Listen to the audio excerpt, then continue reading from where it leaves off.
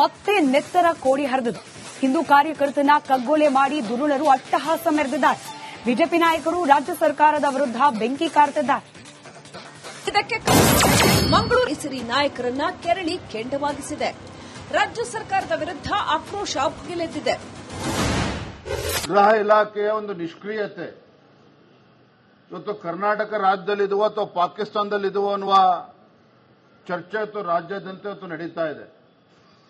ಎಲ್ಲೋ ಒಂದು ಕಡೆ ರಾಜ್ಯ ಸರ್ಕಾರದ ಮೃದು ಧೋರಣೆ ಏನಿದೆ ಇವತ್ತು, ರಾಜ್ಯ ಸರ್ಕಾರದ ಹಿಂದೂ ವಿರೋಧಿ ನಡವಳಿಕೆಗಳು, ರಾಜ್ಯ ಸರ್ಕಾರದ ಹಿಂದೂ ವಿರೋಧಿ ನೀತಿಗಳು ಇವೆಲ್ಲವೂ ಕೂಡ ಇಂಥ ದೇಶದ್ರೋಹಿಗಳಿಗೆ ಇವತ್ತು ಶಕ್ತಿಯನ್ನು ತುಂಬುತ್ತಾ ಇದೆ. ಇದಕ್ಕೆಲ್ಲ ಮೂಲ ಕಾರಣ ಪಾಕಿಸ್ತಾನ ಜಿಂದಾಬಾದ್. ಅದೇನೋ ಗೊತ್ತಿಲ್ಲ, ಕಾಂಗ್ರೆಸ್ ಬಂದಾಗ ಮಾತ್ರ ವಿಧಾನಸೌಧದಿಂದ ಹಿಡಿದು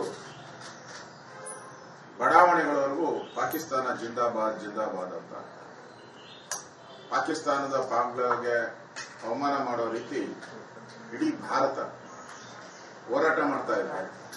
ಆ ಪಾಕಿಸ್ತಾನ ಬಾವುಟಗಳನ್ನ ಎತ್ಕೊಂಡು ಜೋಬಲ್ಲಿ ಇಟ್ಕೊಂಡು ಹೋಗುವಂಥದ್ದನ್ನು ಕೂಡ ನಾವು ಮಾಧ್ಯಮದಲ್ಲಿ ನೋಡ್ತಾ ಇದ್ದೇವೆ. ಈ ಮಂಗಳೂರು ಘಟನೆಗೆ ನೇರ ಕಾರಣ ಇರ್ತಕ್ಕಂಥದ್ದು ಈ ಪಾಕಿಸ್ತಾನ ಜಿಂದಾಬಾದ್. ಇದರಿಂದನೇ ಅಲ್ಲಿ ಮಂಗಳೂರಲ್ಲಿ ನಿರಂತರವಾಗಿ ಒಂದಾದ್ಮೇಲೆ ಒಂದು ಕೊಲೆಗಳು ನಡೀತಾನೆ ಇದೆ. ರಾಜ್ಯದಲ್ಲಿ ಕಾನೂನು ಸುವ್ಯವಸ್ಥೆ ಕೇಳೋ ಪ್ರಶ್ನೆನೇ ಇಲ್ಲ. ಇದರ ಹಿಂದೆ ಬಹಳ ದೊಡ್ಡ ಪ್ರಮಾಣದ ಪಿತೂರಿ ಇದೆ, ಇದರ ಹಿಂದೆ ಷಡ್ಯಂತ್ರ ಇದೆ. ಇದೊಂದು ಪೂರ್ವಯೋಜಿತ ಅನ್ನುವಂಥದ್ದು ಸ್ಪಷ್ಟ ಇದೆ. ಇದು ಪೂರ್ವಯೋಜಿತ ಆಗಲಿಕ್ಕೆ ಕಾರಣ ಏನು ಅಂತ ಕೇಳಿದ್ರೆ, ಈ ಸರ್ಕಾರ ಜಿಹಾದಿ ಶಕ್ತಿಗಳಿಗೆ ಪರೋಕ್ಷವಾಗಿ ಪ್ರತ್ಯಕ್ಷವಾಗಿ ಬೆಂಬಲವನ್ನು ಕೊಡ್ತಾ ಇದೆ ಮತ್ತು ಮೃದು ಧೋರಣೆಯನ್ನು ತಗೊಂಡಿದೆ ಅಂತ. ಆ ಕಾರಣಕ್ಕೆ ಈ ರೀತಿಯಾದ ಘಟನೆಗಳು ಕರ್ನಾಟಕದಾದ್ಯಂತ ನಡೀತಾ ಇದೆ. ನಾನು ಇದನ್ನ ಎನ್ಐ ತನಿಖೆಗೆ ಆಗ್ರಹಿಸ್ತೇನೆ. 100% PFI ಅವರೇ ಇರು, ನೀವು ಅವರಿಗೆ ಬ್ಯಾನ್ ಮಾಡಿದಗಳು SDPI ಆಗ್ತಾರೆ. SDPI ಒಂದು ರಾಜಕೀಯ ಪಕ್ಷ, ಅದನ್ನು ಬ್ಯಾನ್ ಮಾಡ್ಲಿಕ್ಕೆ ಆಗೋಲ್ಲ ಅಷ್ಟು ಸುಲಭದಲ್ಲಿ. ಅದಕ್ಕೋಸ್ಕರ SDPI ಆಗ್ಬಿಡ್ತಾರೆ. ಅವರೆಲ್ಲ ಅಲ್ಲೇ ಇದ್ದಾರೆ, ಇಲ್ಲೂ ಇದ್ದಾರೆ. 100ಕ್ಕೆ ನಾನು ಹೇಳಿದಲ್ಲ, ಅಬ್ದುಲ್ ಕಲಾಮನ ಅಂತವ್ರ ಕೆಲವರನ್ನು ಬಿಟ್ಟರೆ ಉಳಿದವರೆಲ್ಲ ಆ ಭಾವನೆಯಲ್ಲಿ ಇರುವುದು. ಕೆಲವರು ಎದುರಿನಿಂದ ಹೋರಾಟ ಮಾಡ್ತಾರೆ, ಕೆಲವರು ಹಿಂದಿನಿಂದ ಇದಕ್ಕೆ ಬೆಂಬಲ ಕೊಡ್ತಾರೆ. ಅದರಲ್ಲಿ ಇಂಟೆಲಿಜೆನ್ಸ್ ಫೇಲಿಯರ್ ಆಗಿ ಈ ರೀತಿಯ ಘಟನೆಗಳಾಗಿದೆ. ಇದಕ್ಕೆ ಶಕ್ತಿ ಅವರಿಗೆ ಕುಮ್ಮಕ್ಕು ಕಾಂಗ್ರೆಸ್ ಸರ್ಕಾರದ ಈ ಒಂದು ಆಡಳಿತದ ವ್ಯವಸ್ಥೆಯಿಂದ ಆಡುವಾಗಲೇ ಈ ರೀತಿಯ ಒಂದು ಕೊಲೆ ಮಾಡುವಂತಹ ಸಾಮರ್ಥ್ಯ ಶಕ್ತಿ ಅವರಿಗೆ ಬಂದಿದೆ. ಹಿಂದೂ ಸಮಾಜ ಇವತ್ತು ಸುಹಾಸ್ ಶೆಟ್ಟಿ ಮತ್ತು ಅವನ ಕುಟುಂಬದವರೊಂದಿಗೆ ನಾವು ಸಂಪೂರ್ಣವಾಗಿ ಇದ್ದೇವೆ. ಇದನ್ನೇ ಸಾಮಾನ್ಯ ಒಂದು ಮಾತನ್ನು ಹೇಳುವುದು ಅರಾಜಕತೆ ಅಂತ ಕರೀತಾರೆ. ಅರಾಜಕತೆ.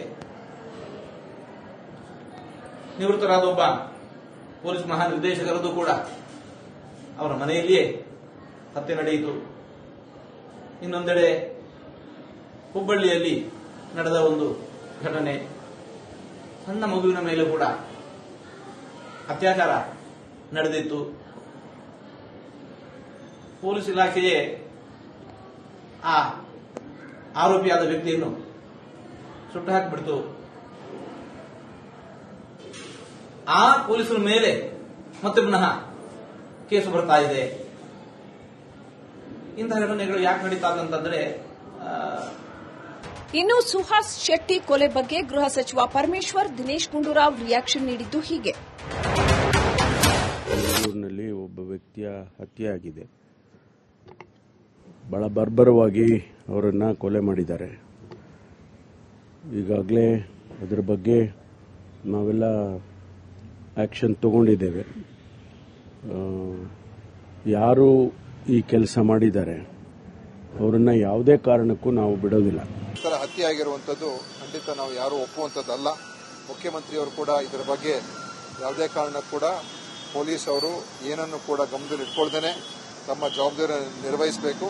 ಯಾರು ತಪ್ಪು ಮಾಡಿದ್ದಾರೆ ಅವ್ರ ಮೇಲೆ ಕ್ರಮ ಆಗ್ತಕ್ಕಂಥದ್ದನ್ನ ಪೊಲೀಸ್ ಇಲಾಖೆ ಮಾಡಬೇಕು ಅಂತ CM ಅವರು ಕೂಡ ಸ್ಪಷ್ಟವಾಗಿ ಹೇಳಿದ್ದಾರೆ.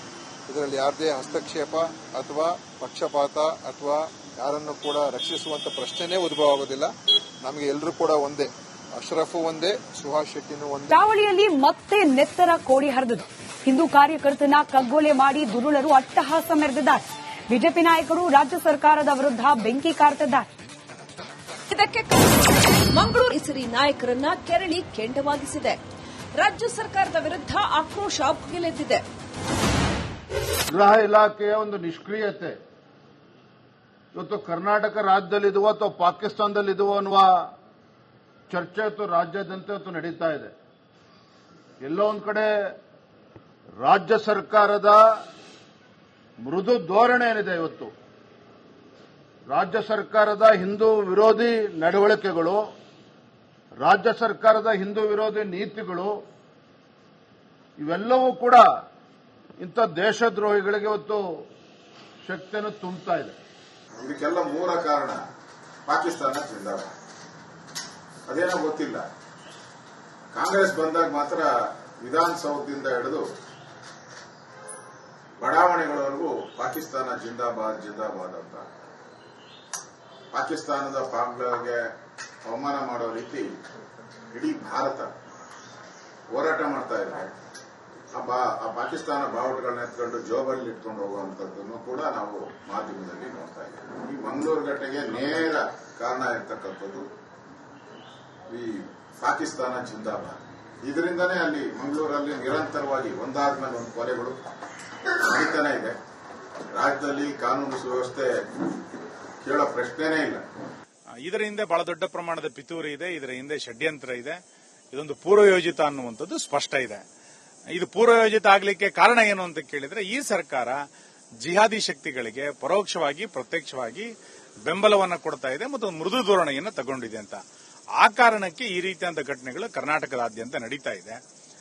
ನಾನು ಇದನ್ನ ಎನ್ಐ ತನಿಖೆಗೆ ಆಗ್ರಹಿಸ್ತೇನೆ. 100% PFI ಅವರೇ ಇರು. ನೀವು ಅವರಿಗೆ ಬ್ಯಾನ್ ಮಾಡಿದ ಕೂಡ SDPI ಹಾಕ್ತಾರೆ. SDPI ಒಂದು ರಾಜಕೀಯ ಪಕ್ಷ, ಅದನ್ನು ಬ್ಯಾನ್ ಮಾಡ್ಲಿಕ್ಕೆ ಆಗೋಲ್ಲ ಅಷ್ಟು ಸುಲಭದಲ್ಲಿ. ಅದಕ್ಕೋಸ್ಕರ SDPI ಆಗ್ಬಿಡ್ತಾರೆ. ಅವರೆಲ್ಲ ಅಲ್ಲೇ ಇದ್ದಾರೆ, ಇಲ್ಲೂ ಇದ್ದಾರೆ. 100ಕ್ಕೆ ನಾನು ಹೇಳಿದಲ್ಲ, ಅಬ್ದುಲ್ ಕಲಾಮನ ಅಂತವ್ರ ಕೆಲವರನ್ನು ಬಿಟ್ಟರೆ ಉಳಿದವರೆಲ್ಲ ಆ ಭಾವನೆಯಲ್ಲಿ ಇರುವುದು. ಕೆಲವರು ಎದುರಿನಿಂದ ಹೋರಾಟ ಮಾಡ್ತಾರೆ, ಕೆಲವರು ಹಿಂದಿನಿಂದ ಇದಕ್ಕೆ ಬೆಂಬಲ ಕೊಡ್ತಾರೆ. ಅದರಲ್ಲಿ ಇಂಟೆಲಿಜೆನ್ಸ್ ಫೇಲಿಯರ್ ಆಗಿ ಈ ರೀತಿಯ ಘಟನೆಗಳಾಗಿದೆ. ಇದಕ್ಕೆ ಶಕ್ತಿ ಅವರಿಗೆ ಕುಮ್ಮಕ್ಕು ಕಾಂಗ್ರೆಸ್ ಸರ್ಕಾರದ ಈ ಒಂದು ಆಡಳಿತದ ವ್ಯವಸ್ಥೆಯಿಂದ ಆಡುವಾಗಲೇ ಈ ರೀತಿಯ ಒಂದು ಕೊಲೆ ಮಾಡುವಂತಹ ಸಾಮರ್ಥ್ಯ ಶಕ್ತಿ ಅವರಿಗೆ ಬಂದಿದೆ. ಹಿಂದೂ ಸಮಾಜ ಇವತ್ತು ಸುಹಾಸ್ ಶೆಟ್ಟಿ ಮತ್ತು ಅವನ ಕುಟುಂಬದರೊಂದಿಗೆ ನಾವು ಸಂಪೂರ್ಣವಾಗಿ ಇದ್ದೇವೆ. ಇದನ್ನೇ ಸಾಮಾನ್ಯ ಒಂದು ಮಾತಾಡೋದು ಅರಾಜಕತೆ ಅಂತ ಕರೀತಾರೆ. ಅರಾಜಕತೆ. ನಿವೃತ್ತರಾದ ಒಬ್ಬ ಪೊಲೀಸ್ ಮಹಾನಿರ್ದೇಶಕರದ್ದು ಕೂಡ ಅವರ ಮನೆಯಲ್ಲಿಯೇ ಹತ್ಯೆ ನಡೆಯಿತು. ಇನ್ನೊಂದೆಡೆ ಹುಬ್ಬಳ್ಳಿಯಲ್ಲಿ ನಡೆದ ಒಂದು ಘಟನೆ, ಸಣ್ಣ ಮಗುವಿನ ಮೇಲೆ ಕೂಡ ಅತ್ಯಾಚಾರ ನಡೆದಿತ್ತು. ಪೊಲೀಸ್ ಇಲಾಖೆಯೇ ಆ ಆರೋಪಿಯಾದ ವ್ಯಕ್ತಿಯನ್ನು ಸುಟ್ಟು ಹಾಕಿಬಿಡ್ತು. ಆ ಪೊಲೀಸರ ಮೇಲೆ ಮತ್ತೆ ಪುನಃ ಕೇಸು ಬರ್ತಾ ಇದೆ.